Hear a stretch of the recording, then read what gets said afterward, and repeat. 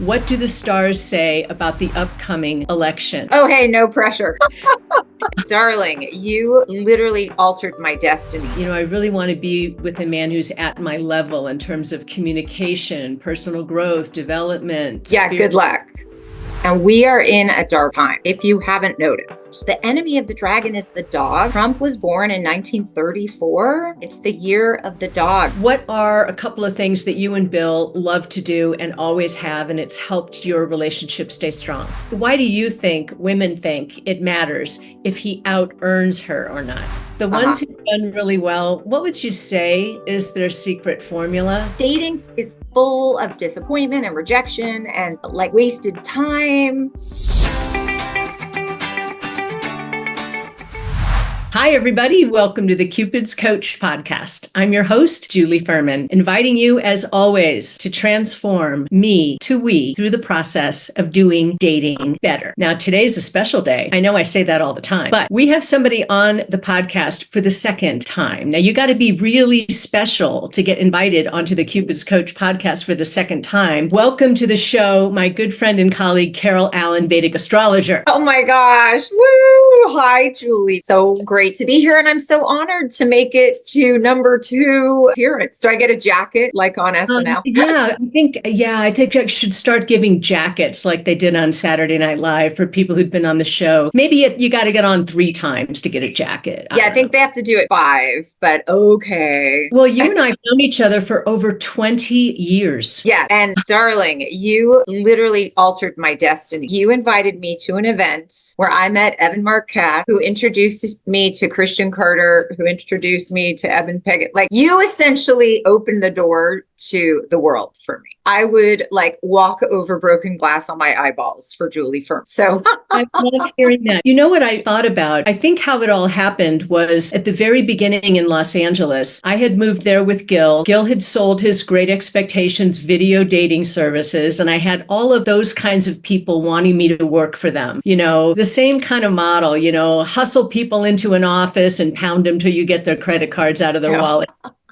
Because I was the client, I was the girl whose credit card got dragged out of her wallet. I'm just a little bit, let's just say I'm on the side of the consumer. I'm the advocate for the consumer in this industry. So even me too. Good. I'm glad to hear it because there are a lot of sharks out there in the world. So I remember thinking it doesn't make any sense for everybody to be so proprietary.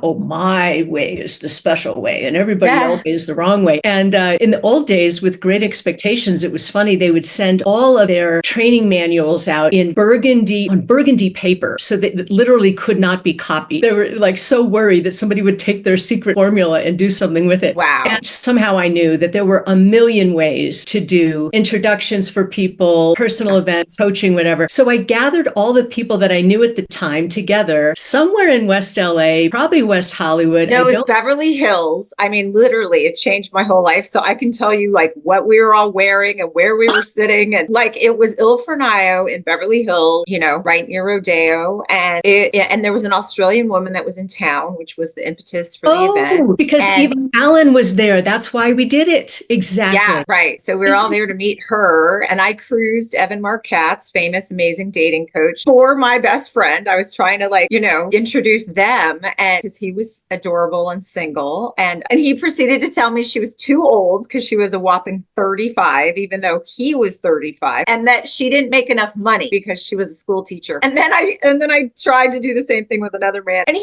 essentially said the same thing. And I was horrified, right? So I got to be on the side of the consumer. I got to be on the side of the single woman. And what are men saying? What do men want? What are men thinking? And then I love it because Evan, of course, then married a woman older than him who made less than my friend.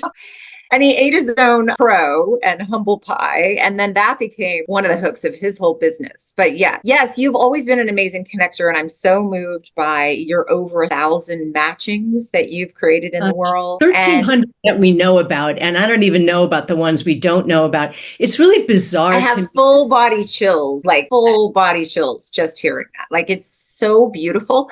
And I just want to say on behalf of, the dating experts and the love coaches in Southern California, California, where a lot of us are or used to be, we all love you. I have a little networking group of a bunch of us, and I announced recently that you were going to come into town. And everybody's like, anything for Julie, anything for Julie. We love Julie. Oh my God, it's Julie. Well, she's the real deal. Thank you. You know, it's funny. My favorite thing to do right now is to usher people into my boot camp class. I had it for 60 days, and now I've reinvented it over 30 days so that more people can do it. And I'm just doing the same thing. There's this great new gal that fell into my lap through somebody we know, and she's in Florida. I don't know what to tell people to do in Florida. I don't have a database of people necessarily in Florida. I have some women, but I don't know where the men are. So I said, just jump into my boot camp. And she said, sure, I'd love to. And she's going to be coming to Santa Fe, New Mexico, which is where Gil and I hide out most of the time. And so I'm just throwing her a party since she's coming. And adorable. Yeah, it's the same thing. It's the same concept. Yvonne Allen came in town. You were my matchmaker for my whole professional life. Yeah, it's all about sharing and inclusivity, and not, it's about, if we're all focused on what's best for single people out there and for people in relationship wanting to keep their relationships, if that's always where we focus as opposed to how much are they going to pay me, then it's, I never worry about the money part, and the money's always taking me. So it's great. So I have some questions for you, Carol Allen. Yes. First, can I ask you some questions about your relationship with your incredible husband, Bill? Absolutely. So 27 years of marriage this month. What? And 34 years ago we met. So we have literally grown old together. We love him. And so one of my questions about your relationship is, how good is your relationship on paper compared to, you know, like, what do the stars say about Carol and Bill? So like if you were to run my report about us. So I'm a Vedic astrologer, for anyone who doesn't know, which is the system from ancient India. And it has the most incredible techniques for relationships and marriage, because for millennia, they have literally been arranging the majority of their marriages. And to this day, 90% of marriages are arranged, and 90% of the population is Hindu, and Vedic astrology is part of Hinduism, actually. And so you don't get married in India if you're a Hindu without the blessing of your family astrologer, your village astrologer. So to your very sweet question, it's so interesting because my husband and I are so different. We're from totally different backgrounds. We're from very different places. He's a Texan. I'm a hippie California girl. When we met, he was like a barbecuing, rock and roll, like musician, high school dropout. I was a UC Berkeley honor student and vegan. And like, we just have nothing in common on paper, on the normal on paper way. But when you run all our compatibility coordinates and you run our astrology, I have to say we have all the rules fulfilled. So much so that one of my early mentors said to me, in 29 years of doing readings, I've never seen a better match. And we have these weird, like if you do these deeper techniques that show not just who will you connect with, but like who are you destined to be with? Like who's the person where you can't say no even if you want to say no? That's actually also what we have. So we're just stuck. There's just no getting out of this deal. And I'm so grateful. And I'm really proud of us because we were so young and we were so different. And I had all these very strong ideas. I think a lot of women, what do? We tell ourselves stories. We make up stuff all day long, right? And men do too, but I think women are a little more guilty of this because we're more relationship oriented and we're a little more romantically oriented. So I had all these ideas of who he should be and what he should do. And so I kind of put him through the ringer for a few years. And and I'm just super grateful. It's been the greatest gift of my life, honestly, is my marriage to my husband. Women are always asking me, as they're probably asking you too, I really want to be with a man who's at my level in terms of communication, personal growth, development. Yeah, good luck. Consciousness, all that, right? Right. Please address this for us because it hits my desk 3 times every day. Mine too. And try being spiritual, Julie, right? Because I do something deeply spiritual and women tell me every single day they want a man as spiritual as they are. And ladies, we're better. Okay. Like we're better communicators. We come with more brain skills, more physical, emotional capacities to read people, to read the room, to know what's going on with everyone. to have like empathy, intuition, to actually like taking care of things for others. There was this hilarious study that came out a while ago, and it was making the rounds on Facebook. And the headline said, "Women found by science to be more naturally altruistic," right? Because they'd done some study where women have a dopamine hit when they do something for someone and men do not.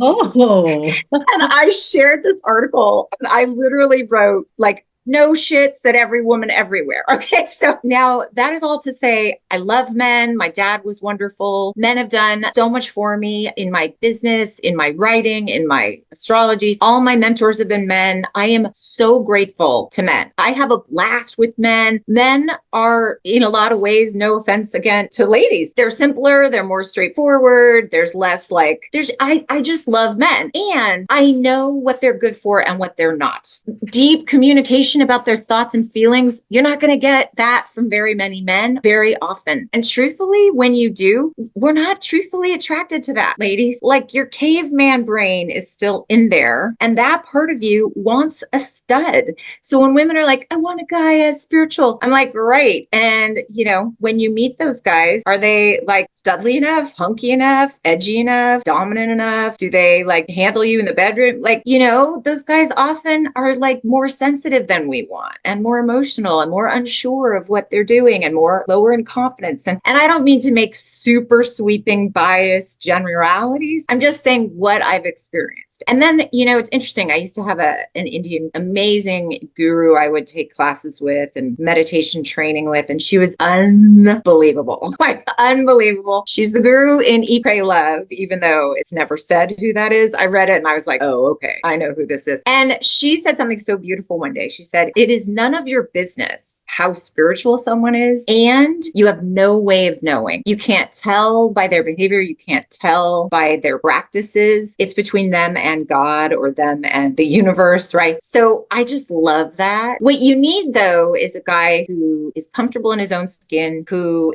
has high integrity, obviously, character, values. My husband has really high character and values. Is he an amazing communicator all the time? Absolutely not. Do I roll my eyes a lot at how much better he could handle something with communication with me? Oh my God, how many times a day do I have that experience? So, and I'm super happy because I'm not looking for my Jaguar to be a leopard, right? I'm not looking for him to be what he's not and what most men aren't. And so that is why we have girlfriends, for all that amazing communication. And so, you just don't want to look to one person to be your everything. And then I will say, when you learn how to communicate effectively with men, which is one of my favorite things to teach, oh my gosh, they'll start being better communicators. They'll start telling you more. They'll start sharing more of their inner landscape. We just have to make it safe for them and show them what's in it for them. And then pick the right timing, which is, I'm horrible at that one. I'm always like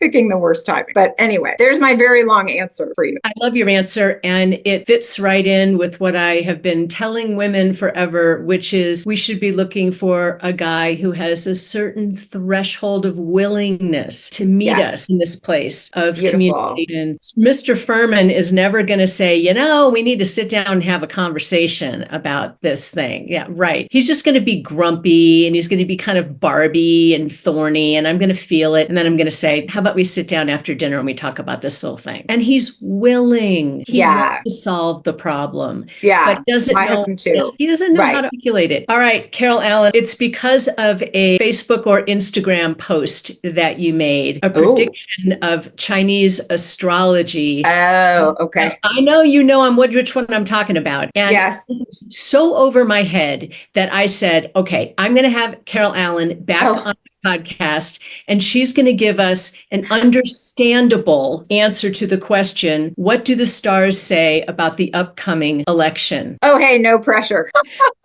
Take everything you know and bring it down to a kindergarten level and tell us what we should know from the start about the upcoming election. Well, the first thing I want everyone to know is, according to the Vedas, the earth has epochs or cycles that last thousands and thousands of years. I believe it's 26,000 years. And we are in a dark time. If you haven't noticed, we're in a dark time. And it writes about this time, and it says, one of the ways to recognize this time is leaders Aries will be rich, but of poor character. And people of the highest character and the greatest spiritual depth will be poor and of, have no power.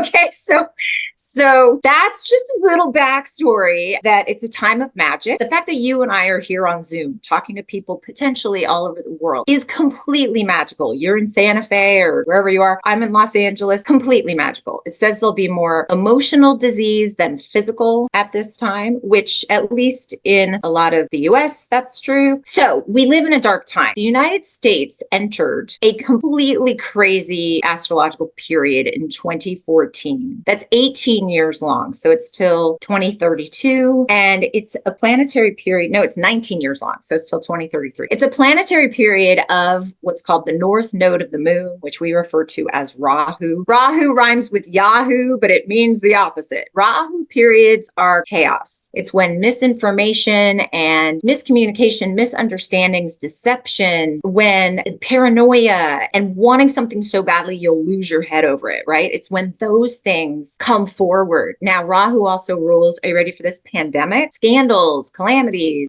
things feeling very out of our control, chaos. So 2014, and then what happened? Oh, gee, Trump threw his hat in the ring. Trump got the nomination. Everybody was like, this will never happen. Then he won. We were like, what?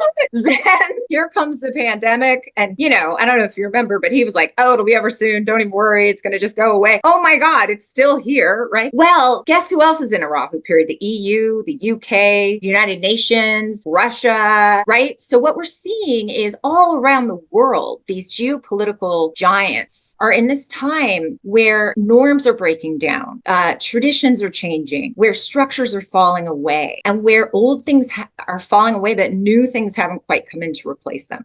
And, and then Rahu rules technology. So what do we have? We have AI going crazy. We're all, we have the internet for the first time ever. We have this like giant public square where we can all like affect and influence each other in a way, and nobody's reading newspapers. I mean, it's so insane. So I had to give a little backstory. The other thing is the US is in this very painful cycle, actually.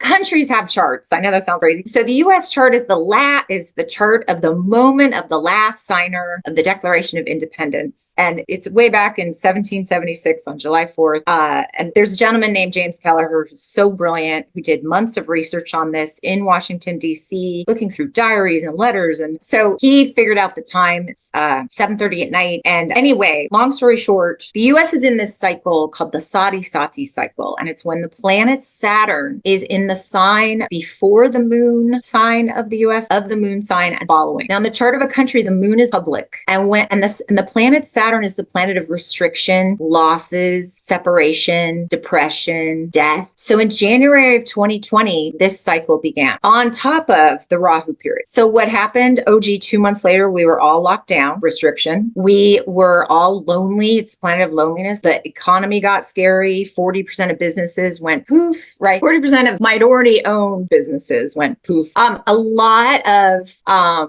so much has changed. Well, this is a 7.5 year period. So we are only in the middle of it. And Saturn is smack in the moon sign right now of the United States. The moon is the public. So ask the public, hey, how you feeling about this election? How you doing? Are you happy? Are you super psyched with your options, right? A lot of people, they're just voting for their team or, because that's all they've got, right? But no matter who wins, half the country is going to be upset. And that's terrible, right? We need both parties. We need a working democracy. We need, so I take comfort in all that sort of backstory. Now, because that's the backstory, it's kind of an anything can happen kind of time. But what you're referring to that I put on Facebook actually isn't Vedic astrology. It's from Chinese astrology, just because it's fascinating. One of the things that's very difficult for astrologers with elections is both candidates have to have really powerful charts just to be the candidate. Then they have to be in really powerful times in their chart, in these very powerful cycles of like fame and attention and leadership, just to be the candidate. And so you look at it and you go, oh my God, and then there's all these other charts you have to look to. So what I love about Chinese astrology this time is it's kind of crazy. So in Chinese astrology, just like in normal astrology, there's 12 signs of the Chinese zodiac. We've all seen these, forgive me, on,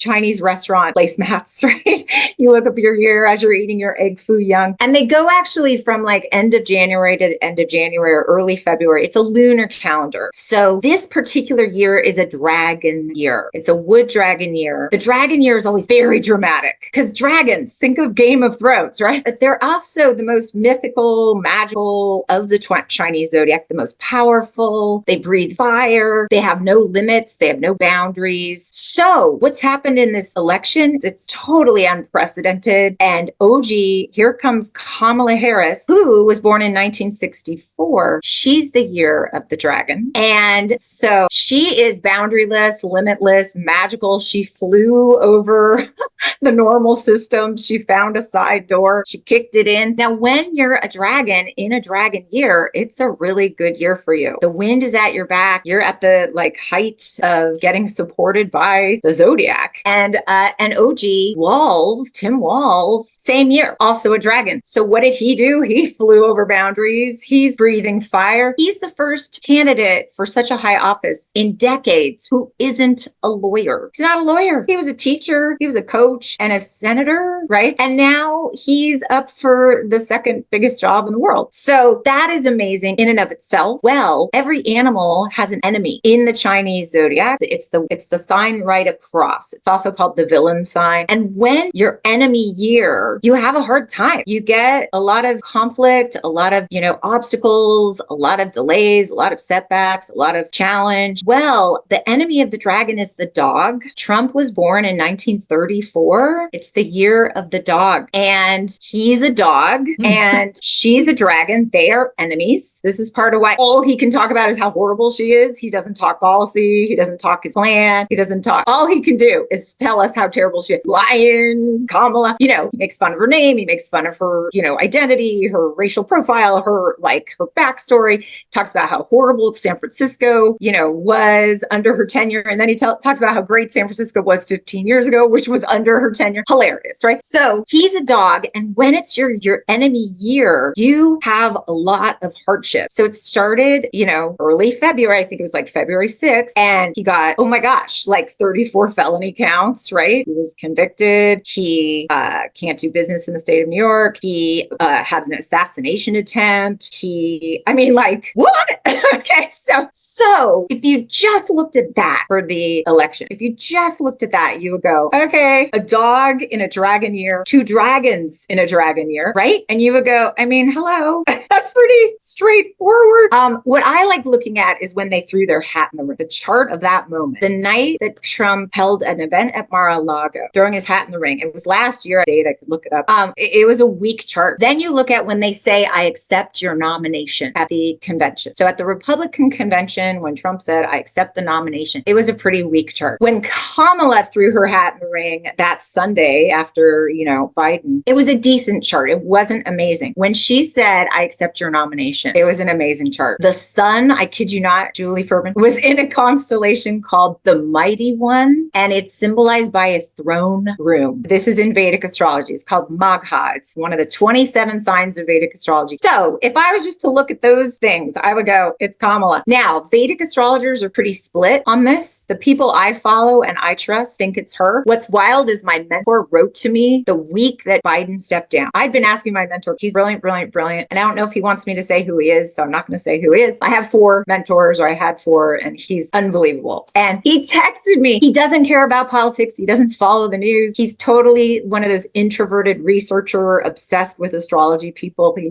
got a telescope. He's that guy. He's amazing. And he texted me that week and he said, hey, I finally had a chance to look at the charts. Biden's going to step down of his own accord and Kamala will win. That was Wednesday. Sunday, Biden stepped down of his own accord. And by Monday, Kamala had raised $100 million. And by Tuesday, she'd raised $200 million. And so I was like, wow, because she wasn't even the presumed nominee at that point when he sent me that. And he just said it oh yeah, this is happening. So anyway, how are you? Just that's what's up. That's all what's right. Up. But I am not a political predictor. It's not what I do. And if it goes the other way, I'll have to have you back so that you can say, this was the reason. So, Well, I just want to say it's called mundane astrology, doing world events. And it's a whole, it's like I'm a doctor, but that's a cardiologist, right? Like I'm not a cardiologist. I'm not a world event astrologer. I bow down to those that do it. And I really like people who publicly make predictions are very courageous, So this is not my area. My area is love. My favorite thing is telling people, how to understand each other, how to choose from a selection of candidates and what they have to strengthen within themselves to have a better love life. That is my jam. And that I have really studied and I really do know. But this other stuff, I'm like, woo, let's make popcorn and see what happens. Exactly. Okay. So Carol Allen, some relationship oriented questions, which is your jam. All right. So critical criteria. I'm always asking men and women both. I don't care how long their long list is of all the qualities and characteristics they would love to see all boiled into one person. But I always want to know, what are the top three? What do you think those top three critical criteria ought to be oriented around? Well, I think you already said one of them, which is willing. Willingness is so huge. Willingness to communicate, to work on the relationship. That's what Yes. willing. Yes. Absolutely. And to recognize that, there's two people here. It's not just about you and what you want. And it's really important that you prioritize making sure your partner's happy. So a willingness to do the work and prioritize your partner's happy. It's so funny. I always ask people what their criteria is. I don't so much tell people what it should be, but I will say being relationship oriented should absolutely be one of the criteria, because we're not all here to be in relationships. We're not all wired for relationship. We're not all built for relationship. We're not all good at it. And not everybody is, biologically like really wired for it.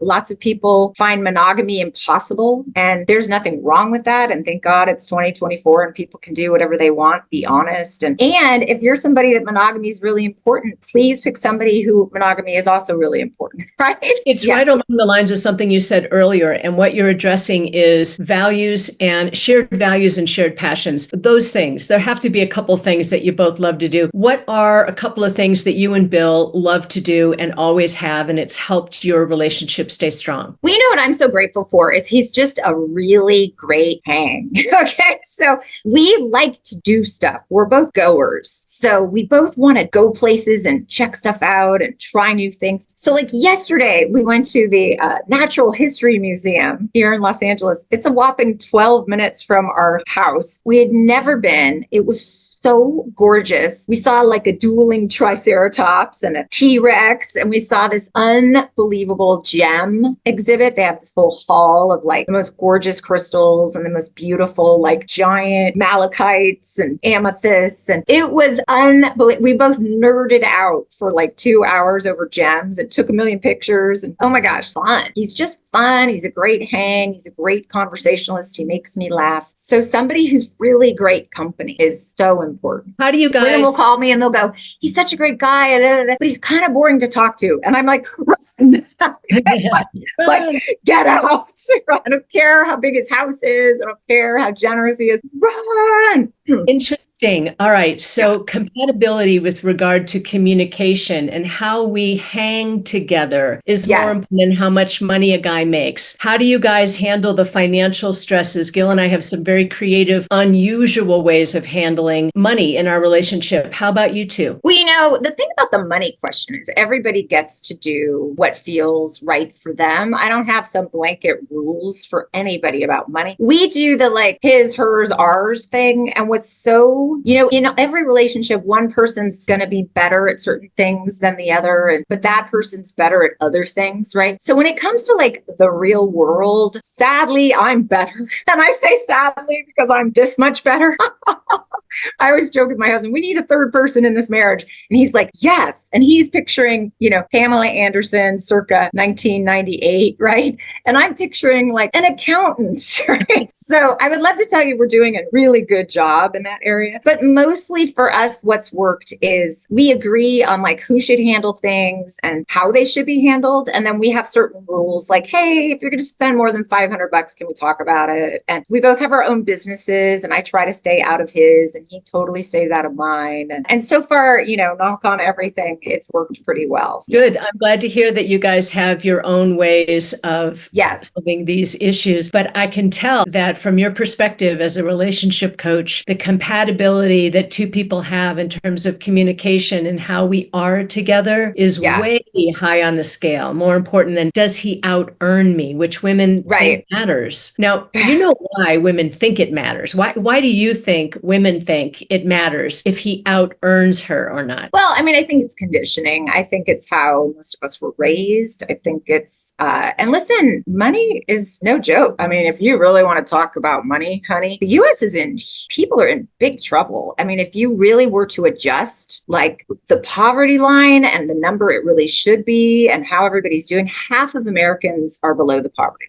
Half. Now, that is not what government statistics will tell you, but that's the reality out there. Most people don't have any savings, and I don't know about most, but they say a tremendous amount of us can't afford, a $400 emergency. I have a lovely client who's always had great jobs and lived in beautiful places, amazing clothes, and like total go-getter. She cannot find work. It's been over a year. She's been a realtor. Real estate is way down. Long story short, her 3 cats are in my room right now with me right here because she's between homes and she's had to like sell everything and she's taking the bus. And right now she's subletting a little room where she couldn't bring her cats, right? So that's an extreme example, but so I also think that, to be fair, biologically, estrogen makes us want to connect, it does make us more sensitive as women. As a group, there are plenty of sensitive men. I'm just saying as a group. And we don't want to like crush it all day. It's not as natural to us. Testosterone is more like, let's crush it. Let's be drivers. Let's go kill stuff. And so, it's more biological, like your lizard brain says, find a guy who will bring home some woolly mammoth. So there's that. So it's conditioning, it's instinctual. And a lot of us, it's what we grew up with. And I hear a lot from women that they think that if the guy isn't stronger than she is in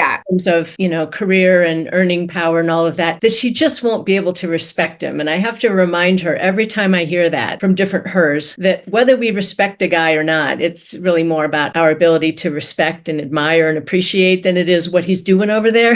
Because don't we know people who cannot appreciate, cannot respect, cannot honor another person, and yet they expect others to be operating at a place where they can? I mean, it's kind of bizarre. Whether we can love, whether we can appreciate, whether we can honor and respect, we have control over that. Well, and I have to say, Pat Allen has the best answer about this one that I've ever heard. And I use it all the time. And women really thank me. She says, it's not that you will respect how a man is in the world or how he is professionally as much as you respect yourself if you make more money or you're more successful. It's the other things about him you'll respect. You'll respect what kind of friend he is, what kind of son he is, what kind of father he is, what kind of human being he is, right? How he shows up for his relationships or how he shows up for his spirituality or his dog, right? Like there's so much to respect about a person. And so women think this word respect, if they don't respect like how he handles the stock market or whatever, that then wipes out everything else too. But it's like, these are not blanket words. They apply differently to different things. So beautiful. I love that. Thank you, Pat. I love that because you don't respect Bill for everything. I don't respect Bill for everything, but the things I do respect him for are the things that mattered the most to me. And this is what everyone has to decide for themselves, right? And you and I can't tell anybody what should matter most to them. Mm-hmm. We can't tell anybody that. That's their work. That's exactly right. And every time I'm trying to figure out working with a client, is the new relationship that they're in, is it good enough? Is it strong enough? Is it the one they should invest in? I'll always go right back to those key criteria that they have determined matter more. Right. Because we can get confused, especially once hormones get involved. They're not our friend. And oxytocin and all of that,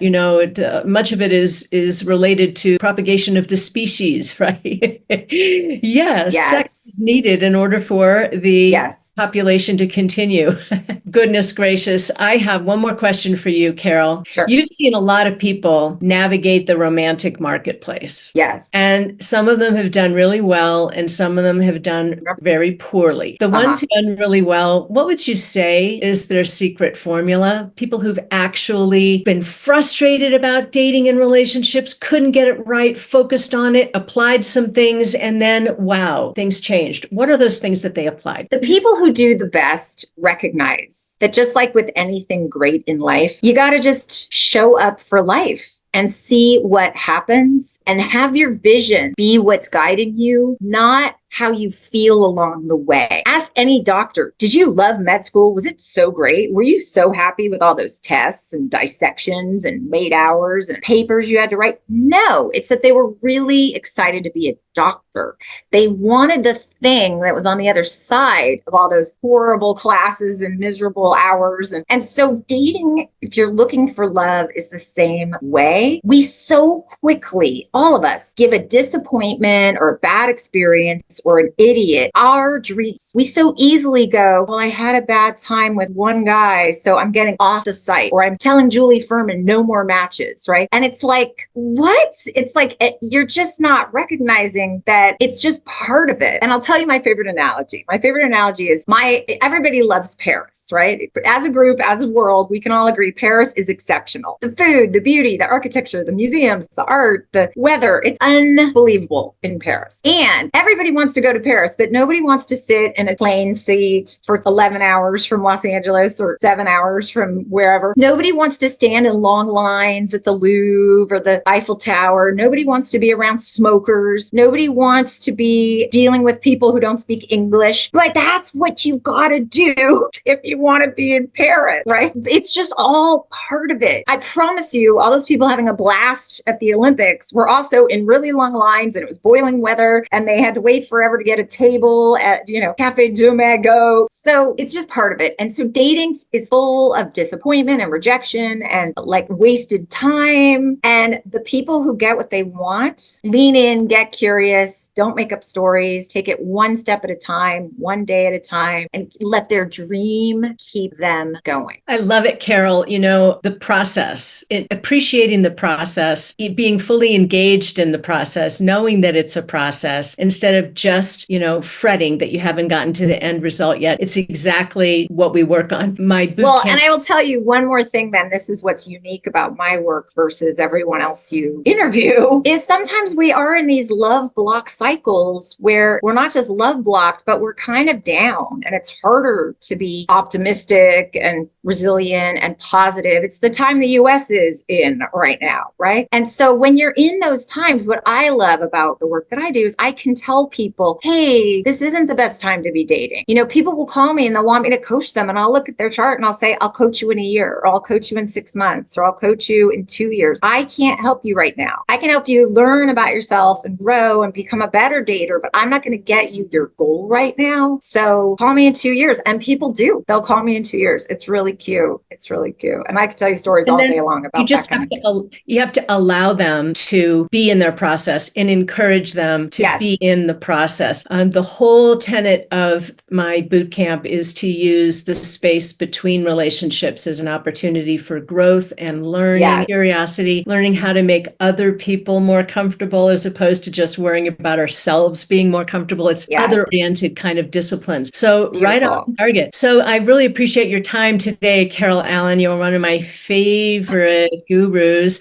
People want to work with you. If they want to follow you, where do they go? Oh my gosh, I would love, love, love it. They can find me at loveisinthestars.com. And I do work privately one-on-one with people. And I do just give readings, which I'm like madly in love with. Again, I had to stop for a long time, but I'm back at that. You would stop. So I did for a really long time, but I'm back at that and I'm enjoying it so much. So they can just find me at Love is in the Stars, or I'm on Instagram at Carol Allen Astrologer. And it was so great to be with you, Julie. I wish you still lived in LA. We miss you. Thank you. Well, I come a lot when I've got events to produce and clients to be with. And usually it's an event that I'm producing because of a client, but it's all fun. So I'll let you know in there. Please. We all want to see you. Good. So ladies and gentlemen, take all this stuff to heart and take the parts that you love and integrate them into your life. And you go out there and transform me to we for yourself.